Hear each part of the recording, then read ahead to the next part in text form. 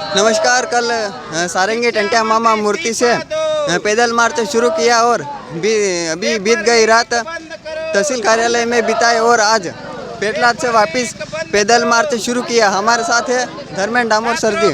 न्याय दो सर जी, कल सारंगी से टंट्या मामा मूर्ति से पैदल मार्च शुरू किया और आज पेटलाद से वापस शुरू कर दिया है, क्या कहेंगे? देखिए, ये जो छात्रों के समर्थन में, सोनम वांगचुक जी के समर्थन में जो शिक्षा मंत्री है देश का, वो सबसे बड़ा जिम्मेदार है।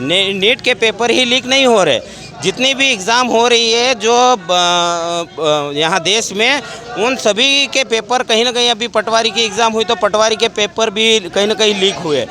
तो शिक्षा मंत्री को शर्म आना चाहिए कि देश में इतना प्रोटेस्ट चल रहा, देश के अंदर हर युवा जाग चुका है और जंतर मंतर पे आप दिल्ली में देख रहे हो कि दिल्ली में क्या हालत है। ऐसा ना हो कि जेनजी की तरह युवा देश के प्रोटेस्ट करे और नेपाल की तरह सरकार ही बदल डाले। इसलिए एक मंत्री का इस्तीफा देने में इतनी शर्म काहे की है? देश, ये जो वर्तमान सरकार है, इसके पहले कई सरकारें बनी हैं, उनके समय भी कई मंत्रियों के इस्तीफे हुए हैं और कई लोगों ने लोकतांत्रिक संवैधानिक तरीके से जो प्रोटेस्ट किया है, तो सरकार ने बाकायदा उनके पास जाके उनकी मांगों को पूछा है और उनकी मांगों को माना है। तो हम सरकार से यही बोलना चाहते हैं कि एक मंत्री के इस्तीफे के चक्कर में ऐसा ना हो कि आपकी पूरी सरकार ही बदल जाए।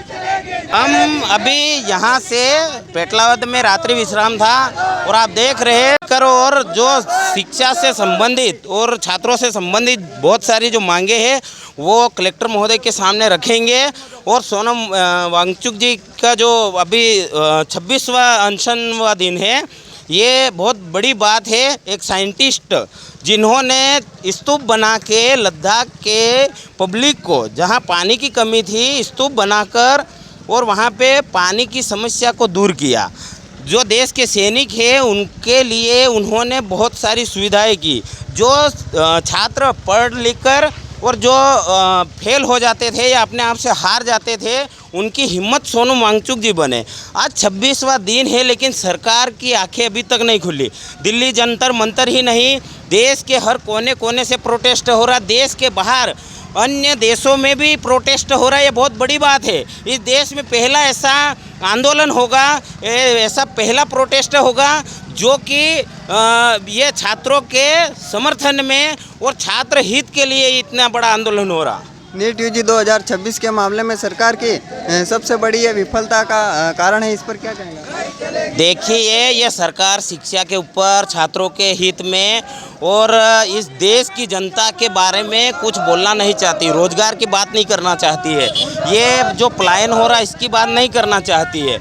अच्छे अच्छे हॉस्पिटल, कॉलेज और ये बनना चाहिए, वो नहीं बना पा रही। आज झाबुआ जिले का उदाहरण ले लीजिए। झाबुआ जिला साक्षरता के मामले में सबसे निचला जिला है, दूसरे नंबर पे झाबुआ जिला है। तो आप देखिए क्या है शिक्षा की हालत। देश आज़ाद हुए 78 साल हो गए लेकिन अभी भी शिक्षा की हालत झाबुआ में देखिए क्या हालत है, बद से बदतर है। अभी 2021-22 का जो पेपर था उसमें जो आंकड़ा बताया, अभी झाबुआ जिला दूसरे नंबर पे है। इस पेपर लीक से छात्राओं के मानसिक पर बहुत प्रभाव पड़ा है। इस पर सरकार को क्या कदम उठाए जाने चाहिए? अरे शर्म आना चाहिए सरकार को। 22 बच्चों ने, छात्रों ने नीट का पेपर लीक होने से आत्महत्या कर ली है। ये बहुत बड़ी सरकार के लिए शर्म की बात है, क्योंकि इस देश का छात्र इस देश का भविष्य है और इस भविष्य के, देश के भविष्य के साथ खिलवाड़ करना कहाँ तक उचित है? भाई, छात्रों को न्याय देना चाहिए और शिक्षा मंत्री को इस्तीफा देना चाहिए। शिक्षा मंत्री, एक मंत्री इस्तीफा नहीं दे रहे, ये राजतंत्र है, यहाँ प्रजातंत्र है, लेकिन सरकार अपने ईगो के चक्कर में, अपने घमंड में चूर है और इस्तीफा नहीं दिलवा रही है।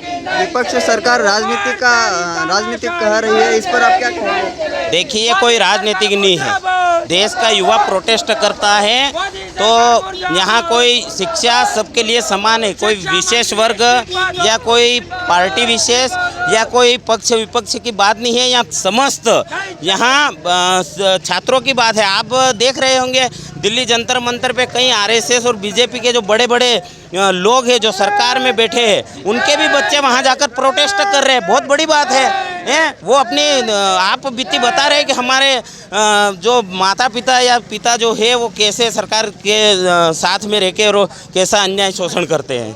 छात्राओं के भविष्य पर इस विवाद का क्या असर पड़ेगा?